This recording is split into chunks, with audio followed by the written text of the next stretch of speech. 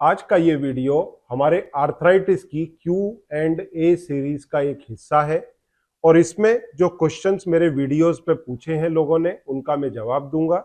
जैसे एक व्यूअर ने पूछा है, sir what is the ideal और average time of medication in rheumatoid arthritis a patient need to take. तो कितने समय तक उसको रूमेटॉइड के अंदर दवाइयां लेना चाहिए, एक एवरेज ड्यूरेशन कितना है।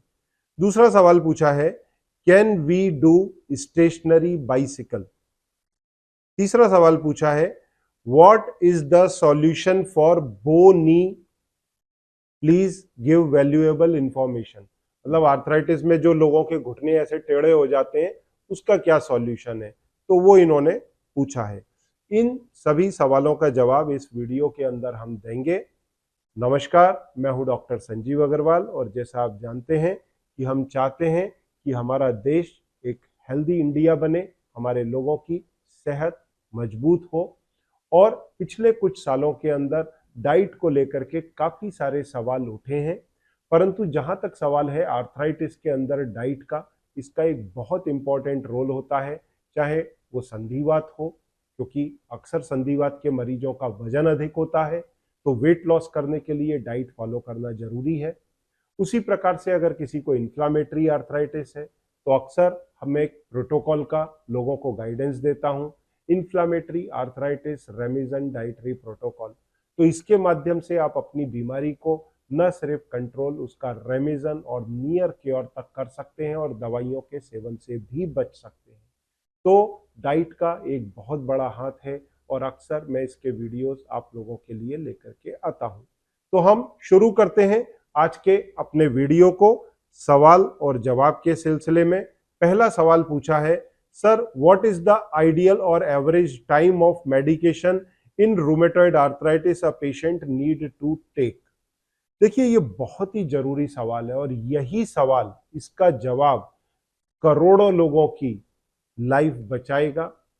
और इसका जवाब अगर आप ठीक से नहीं सुनेंगे, इसको इंप्लीमेंट नहीं करेंगे, तो करोड़ों लोगों को तकलीफ में डालेगा।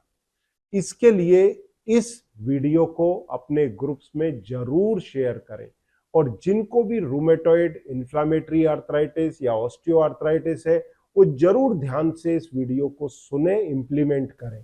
देखिए, इन्फ्लामेटरी आर्थराइटिस के अंदर आपके समस्या क्या है, पहले वो जाने। आपकी बॉडी कुछ एंटीबॉडीज जनरेट कर रही है, किसके अगेंस्ट?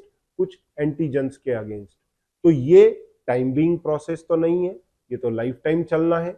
अगर वो एंटीजन आपके शरीर में आ रहा है तो बॉडी उसके सामने एंटीबॉडी बनाएगी, जिसे आप भी जानते हैं आरए और एंटी सीसीपी। और ये एंटीबॉडीज आपके जोड़ों पर अटैक करती है तो उसके कारण आपकी तकलीफ बढ़ती है और इसीलिए आपको दवाइयां दी जाती हैं।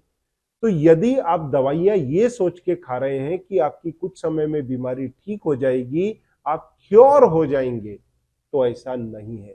आप नियर क्योर होंगे। ऐसे में आपको प्रोटोकॉल को लाइफ टाइम फॉलो करना पड़ेगा। अगर आप डाइटरी प्रोटोकॉल को अच्छे से फॉलो करते हैं तो पॉसिबल है कि आपको एलोपैथिक दवाइयां लंबे समय ना लेनी पड़े। पर अगर कभी लाइफ में आपको दर्द के या रूमेटॉइड के फ्लेयर्स आते हैं तो उस समय दवाइयों का सपोर्ट लेना पड़ सकता है, कुछ हर्बल सप्लीमेंट्स लेने पड़ सकते हैं। तो जो 5 प्रोटोकॉल हैं अक्सर वो मैं गाइड करता हूं। आपको लाइफ टाइम अपने डाइट का ख्याल रखना पड़ेगा, जिसके लिए मैं इन्फ्लामेटरी आर्थराइटिस रेमिजन प्रोटोकॉल जो 6 महीने का है, जिसके 2 हिस्से होते हैं, एक 3 महीने में एलिमिनेशन डाइट और बाद के 3 महीने योर ओन डाइट के होते हैं। इस प्रोटोकॉल को फॉलो करेंगे तो आपकी खुद की डाइट बन जाती है और वो डाइट अगर आप लाइफ टाइम लेंगे तो आपको दवाइयां ज्यादा लेने की जरूरत ही नहीं पड़ती, ना आपके शरीर में फ्लेयर्स आते हैं। तो वो प्रोटोकॉल फॉलो करें, सबसे पहली चीज। अब यदि इसके बावजूद भी आपको तकलीफ हो रहा है तो आपके योगा एक्सरसाइजेस जरूर करें, जीवन भर करें, जिससे आपके जॉइंट्स के मूवमेंट मेंटेन रह सके, डिफॉर्मिटी नहीं आए, जॉइंट की हेल्थ मेंटेन रहे। इसके बाद में तीसरा, कुछ हर्बल सप्लीमेंट लें जिससे आपकी बीमारी को, आपके डाइजेशन को इंप्रूव किया जा सके। क्योंकि डाइजेस्टिव इश्यूज के कारण आपके पेट से कुछ जो एंटीजन आपकी लीकी गट के कारण एब्जॉर्ब हो रहे हैं, उसके लिए आपकी गट हेल्थ को इम्प्रूव करना बहुत जरूरी है, जो आप डाइटरी प्रोटोकॉल से करते हैं। तो आप अपने रूमेटॉइड के अंदर रेमिजन को पा सकते हैं या नियर क्योर को पा सकते हैं। तो ये तीसरा, कुछ सप्लीमेंट्स आपको लेने होंगे, परंतु वो लाइफ टाइम लें, जिससे आपके जोड़ बचे रहें, आपको कभी घुटने की या हिप की सर्जरी ना करानी पड़े। फिर अगर दर्द है, बीमारी आपकी बढ़ी हुई है, तो एलोपैथिक दवाइयां लें, जब तक उसकी जरूरत है तब तक लें, और 3 से 6 महीने में ब्लड टेस्ट कराएं। देखिए, इन्फ्लामेटरी आर्थराइटिस या auto immune diseases life time का इशू होती हैं। इसमें एक मरीज का फेमस डायलॉग होता है, जब तक दवाई लेता हूं ठीक रहता हूं, दवाई बंद करता हूं वापस से बीमारी बढ़ जाती है। जब तक डाइट फॉलो करता हूं ठीक रहता हूं, डाइट फॉलो बंद करता हूं तो फिर बीमारी बढ़ जाती है। क्यों बढ़ती है? क्योंकि आप वो फूड भी लेने लगते हैं जो आपको हार्म पहुंचा रहा है, जैसे दही, रेड मीट। तो ये आपके बॉडी में इन्फ्लामेशन बढ़ाएगा, तो आपकी तकलीफ बढ़ेगी। अगर आप प्रोटोकॉल को लाइफ टाइम फॉलो कर रहे हैं तो आपकी तकलीफें नहीं बढ़ेंगी, और जब आपको जरूरत हो तब आप दवाइयों का सेवन करें। तो ये ऐसा नहीं है कि आप अपनी चॉइस से कभी भी लें कभी भी छोड़ें। आपको लंबे समय तक डाइट तो लाइफ टाइम फॉलो करनी पड़ेगी, एक्सरसाइजेज लाइफ टाइम करनी पड़ेंगी, जॉइंट्स बचाने के सप्लीमेंट लेने पड़ेंगे। अब जब जरूरत होगी तब आपको एलोपैथिक दवाइयां लेनी पड़ेंगी। ब्लड टेस्ट आपको लाइफ टाइम देखते रहना पड़ेगा, हर 3 या 6 महीने में, कि आपकी बीमारी का स्टेटस क्या है।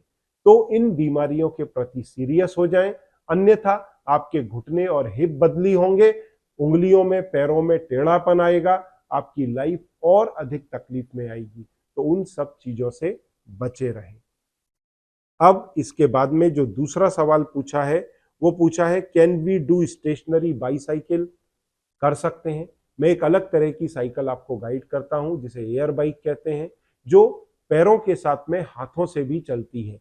इसमें हाथों का हैंडल और पैरों का पेडल दोनों से आपको यूज करना है। इससे आपका पैरों का जो लोड है वो हाथों पे भी आ जाता है, तो आपके घुटने या हिप, इनके ऊपर लोड कम पड़ता है और उनके खराब होने की संभावनाएं घटती हैं। तो ये एयर बाइक आप यूज कर सकते हैं। अब तीसरा सवाल पूछा है, सर फिर कौन सा तेल खाएं? क्या सनफ्लावर, सूर्यमुखी का जो तेल है that is good in arthritis? देखिए, जो तेल हमें इस्तेमाल करना है, क्योंकि कुछ तेल हमारे शरीर में इन्फ्लामेशन बढ़ा सकते हैं। जिन तेलों के अंदर ओमेगा 6 फैटी एसिड अधिक है, ओमेगा 3 फैटी एसिड कम है, इनका बैलेंस जो है वो पूरी तरह से बिगड़ा हुआ है, उन तेलों का सेवन हमको अवॉइड करना चाहिए। वो शरीर में इन्फ्लामेशन बढ़ाएंगे, और उनमें सनफ्लावर ऑयल भी आता है। तो हमें कौन सा तेल खाना चाहिए? कौन से हेल्दी हैं?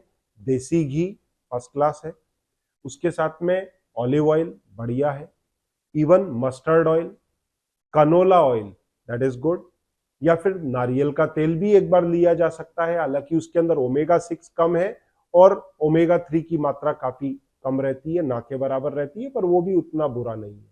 पर जो इन तेलों के अंदर है, एकदम इम्बैलेंस है सनफ्लावर के अंदर, उसमें ओमेगा 6 काफी अधिक है, इन्फ्लामेशन करेगा, तो इसे अवॉइड करें।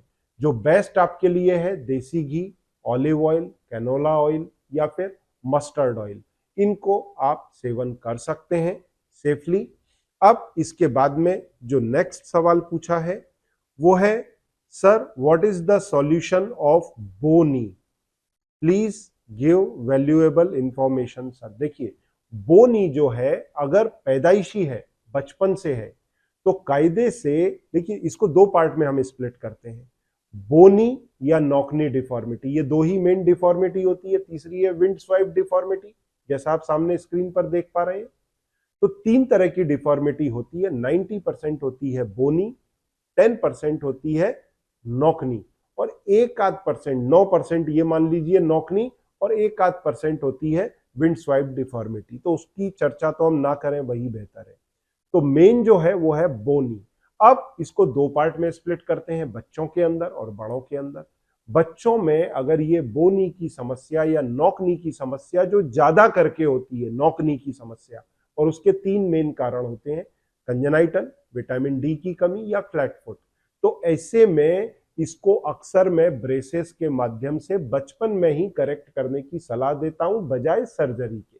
क्योंकि अगर बच्चे की उम्र 15-18 साल के नीचे है तो दो तरीके हैं। सर्जिकल तरीका है क्लिप्स लगा करके, जैसा आप सामने एक्सरे में देख सकते हैं, परंतु जो कंजर्वेटिव तरीका है ब्रेस लगा के, वो मैं अक्सर प्रेफर करता हूं। उसकी भी फोटो आप सामने देख सकते हैं। तो इसे बचपन में ही ठीक कर लें। अन्यथा एक उम्र के बाद, अगर आप 20 साल की उम्र के बाद इसको करेक्ट करने जाएंगे तो बहुत एक्सटेंसिव सर्जरी होगी, जिसमें फीमर को पूरा काट करके प्लेटिंग की जाएगी और साथ में होगी ग्राफ्टिंग। तो ये लंबी सर्जरी है, 3 महीने के लिए बेड पे आना पड़ेगा। तो बेटर है कि इसको बचपन में ही ठीक कर लिया जाए। अब अगर बड़े होने पर आपने इसको कैरी किया तो आपके घुटनों पे अनवांटेड प्रेशर आएगा। अगर बो लेग है तो अंदर की तरफ, और अगर नॉक नी है तो बाहर की तरफ। ये देखिए, अगर बो लेग है तो अंदर आएगा प्रेशर, और नॉक नी है तो ये बाहर आएगा प्रेशर। तो कम उम्र में ही आपके घुटने खराब हो जाएंगे। एक महिला मेरे पास आई जिनकी उम्र मात्र 26 साल, वजन हो गया उनका बढ़ करके 74-75 किलो, और वो ब्यूटी पार्लर में काम करती थी। 6-6, 8-8 घंटे खड़े होके उनकी आर्थराइटिस शुरू हो गई 27-28 साल की उम्र पे ही। तो ऐसे पर उनको सर्जरी कराना चाहिए, या फिर अपना वजन घटाएं और ब्रेस का इस्तेमाल करें, जैसा सामने आप देख सकते हैं। वजन घटा लेंगे तो संभव है कि आपको 45-50 साल तक कोई भी तकलीफ ना हो। अब दूसरी स्थिति बनती है, संधिवात है 45 साल पर, 48 साल पर, या आपको इन्फ्लामेटरी आर्थराइटिस हुआ, तो उसके कारण दोनों साइड की जो गादी है उसमें से एक साइड की गादी अगर ज्यादा घस गई, क्योंकि संधिवात में या बड़ी उम्र पर जब ये होता है तो मोस्टली बोइंग डिफॉर्मिटी होती है, जिसके लिए ये सवाल पूछा है।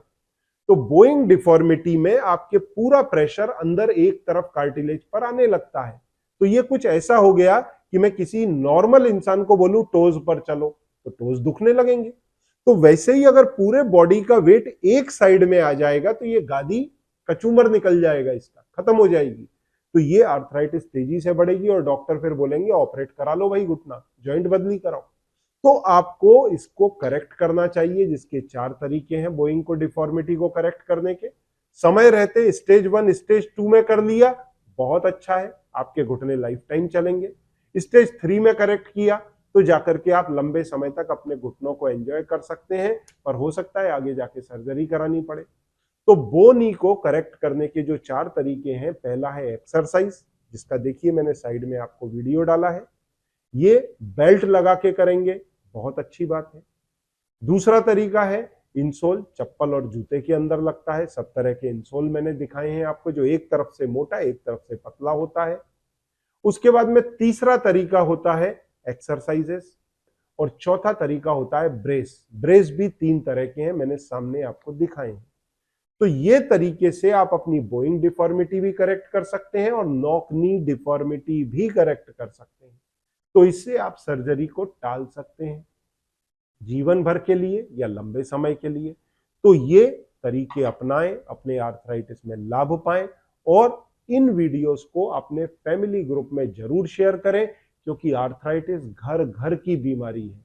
और ऐसे में अगर इंसान इन वीडियोस को सुनता है तो उसको काफी लाभ होगा।